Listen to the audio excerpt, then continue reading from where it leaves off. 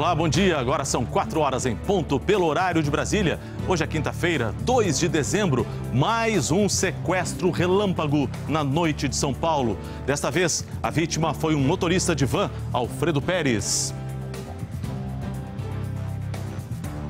Ele guardava o veículo num estacionamento perto da sua casa quando foi abordado pelos dois bandidos que tomaram a direção da van.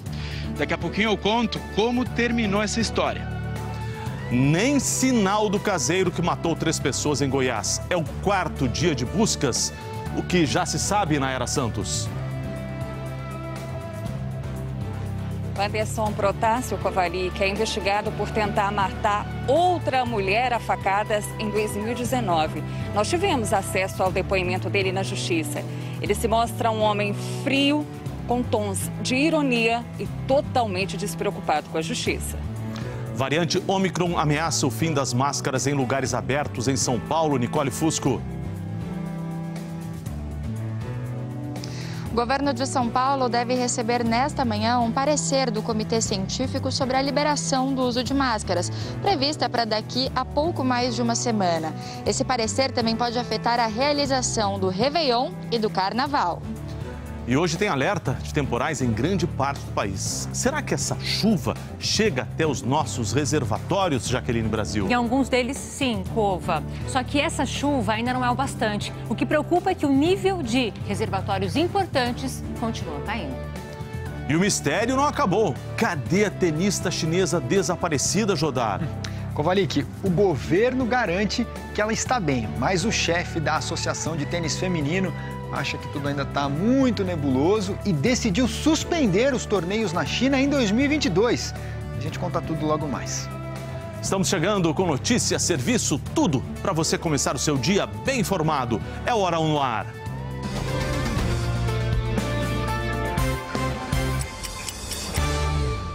Notícia da madrugada, mais um caso em que bandidos sequestram a vítima e roubaram o celular para ter acesso às contas bancárias. Foi em São Paulo. O Alfredo Pérez tem os detalhes. Bom dia, Alfredo.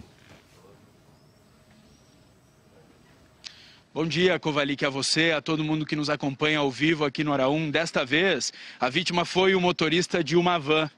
Era fim de expediente, ele estava indo guardar o veículo em um estacionamento perto da sua casa, isso na zona norte de São Paulo, quando foi abordado pelos 2 bandidos que estariam armados, já chegaram rendendo essa vítima, o colocaram no banco do passageiro e tomaram conta da direção.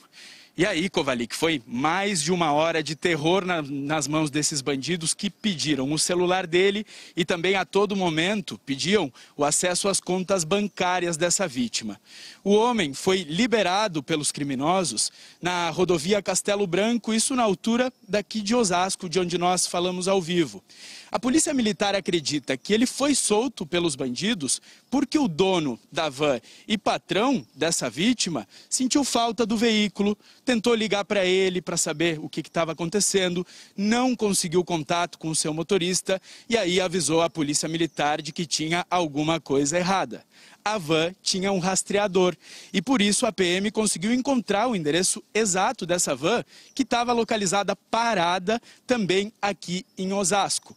Quando os PMs chegaram no local, encontraram a van sozinha, mas a poucos metros dali estaria um dos ladrões. Ele foi abordado pela PM, no primeiro momento negou qualquer participação no crime, só que ele estava com a chave da van no próprio bolso. E aí, depois, ele confessou o crime e inclusive disse à polícia militar que costuma praticar assaltos desse tipo 4 a 5 vezes por semana, Kovalik. Bom, a boa notícia é que a vítima, então, acabou não perdendo nenhum dinheiro, não se machucou, só que perdeu o telefone celular. Eu volto com você até o estúdio. 4 a 5 vezes por semana, impressionante. Ainda se dá o direito de tirar um dia de folga, ou 2. Que coisa, Alfredo. Qualquer novidade, traz pra gente a informação. Até mais. Entramos hoje no 4º dia de caçada ao caseiro suspeito de matar 3 pessoas no interior de Goiás. A polícia acredita que ele esteja escondido na zona rural de Abadiânia, que fica a cerca de 90 quilômetros de Goiânia. E nessa caçada, moradores estão aterrorizados. A repórter Nayara Santos, ao vivo, atualiza todas as informações pra gente. Bom dia, Nayara. Oi, Kovalik, bom dia para você também, bom dia a todos. Olha, a força-tarefa continua nas buscas pelo Wanderson Mota Protásio, de 21 anos, em uma zona rural, porém no limite entre os municípios de Alexânia e Abadiânia, que fica a mais ou menos 90 quilômetros daqui de Goiânia. Os policiais contam com a força-tarefa também do trabalho de cães farejadores e até um helicóptero da Polícia Rodoviária Federal. Enquanto Wanderson foge, deixa rastros de medo e de violência. Assim como acontecia na época das buscas pelo Lázaro Barbosa, os moradores dessa zona rural, lá em Abadiânia, estão saindo de casa à noite, por exemplo, e indo para o centro da cidade. Isso porque eles acreditam que terão mais segurança. Ontem, um empresário trocou tiros com uma pessoa. Ele acredita que pode ser o fugitivo. Vamos ver na reportagem do Jonathan Moreira. A troca de tiros aconteceu nessa propriedade que fica a 7 quilômetros de Abadiânia. O dono da chácara conta que foi recebido a tiros quando chegava em casa e que atirou mais de 10 vezes contra o suspeito. Quando eu virei para cá, eu vi um indivíduo, né, parado, com a camisa clara. E quando eu coloquei a luz assim que eu vi que era uma pessoa, já efetuou o disparo, 2 disparos. Contra você? Contra mim. Que um atingiu meu carro e o outro eu não sei onde pegou. Aí eu revidei. Como estava escuro, o empresário não conseguiu ver o rosto do atirador. Mas a suspeita é que ele tenha trocado tiros com o Wanderson Mota Protásio, acusado de 3 homicídios na região. Primeiro, a mulher, Rânia Aranha Figueiro, de 21 anos, que estava grávida. E a enteada, Geis Aranha da Silva Rocha, de 2 anos. Depois, o Wanderson teria matado o produtor rural, Roberto Clemente de Matos, de 73 anos, com um tiro na cabeça. A Polícia Civil esteve na propriedade para fazer uma perícia. Em outra propriedade, alguém teria tentado entrar nesta casa. A família que mora no local começou a gritar por socorro. Esta vizinha ouviu tudo. O pessoal gritou socorro, socorro, né? E pegou, eu liguei para a polícia, aí veio o pessoal lá de cima com facão, pau, esses trem, para salvar a família que morava aqui. A vizinhança suspeita que o invasor seja o Wanderson, já que ele conhece bem a região. A cada informação ou pedido de ajuda que chega, a polícia precisa ir atrás, investigar, apurar. A suspeita é que o criminoso esteja se escondendo nesta região de Abadiânia. Isso tem deixado muitas pessoas com medo. Muitos moradores da zona rural estão saindo de suas propriedades para passar a noite na cidade. Nós ficamos com medo de ficar lá só nós dois. As buscas estão concentradas por aqui porque a polícia descobriu que o criminoso pegou um táxi em Alexânia com destino a Abadiânia. O taxista, que prefere não ser identificado, disse que fez a corrida porque não reconheceu o suspeito. Ele conta que o Wanderson ficou nervoso ao ver as viaturas da polícia na rua. Tinha 3 ou 4 viaturas estacionadas lá e aí ele comentou comigo. Aí foi o único comentário que ele fez comigo durante a viagem. Eu falei assim, uai, tem muita polícia na rua, né? Eu falei, não, o pessoal sempre fica aí tomando um cafezinho. Olha, e esse não é o único crime do Wanderson, viu? Em 2019, ele tentou matar uma mulher a facadas. Por isso, ele é investigado pela Justiça por causa desse crime aí, tentativa de feminicídio. Nós tivemos acesso ao depoimento dele na Justiça. Ele se mostra um homem frio, com tons de ironia e totalmente despreocupado com a Justiça. O repórter Gabriel montou pra gente uma reportagem, então vamos assistir. Um bandido debochado. Você não? Nossa, seu pai? Você não mora com ele? Mora. Mas não. E frio. Virou de costas pra mim, eu furei ela. Esses são trechos do depoimento de Wanderson Mota Protásio à Justiça em 2019, depois de ser acusado de tentar matar a irmã da madrasta em Goianápolis. Nessa mesma audiência, ele contou que começou a usar drogas aos 12 anos de idade, escondido do pai com quem morava. Disse ainda que foi abandonado pela mãe quando era bebê, que só estudou até a 4ª série e mal sabe ler e escrever. Wanderson foi preso em flagrante por tentativa de feminicídio e denunciado pelo Ministério Público, que afirmou que Wanderson esfaqueou a vítima porque ela não concordou em ir para o quarto com ele. Conta pra mim o que aconteceu esse dia aqui. Eu estava muito bêbado. Drogada, não me lembro o que aconteceu, o que eu fiz. Ela virou de costas pra mim, eu furei ela. A faca estava onde? Tava na minha mão. Você lembra quantos golpes você deu? Não. Não lembro. E por que você parou? Por que você parou de dar os golpes? Porque a faca quebrou.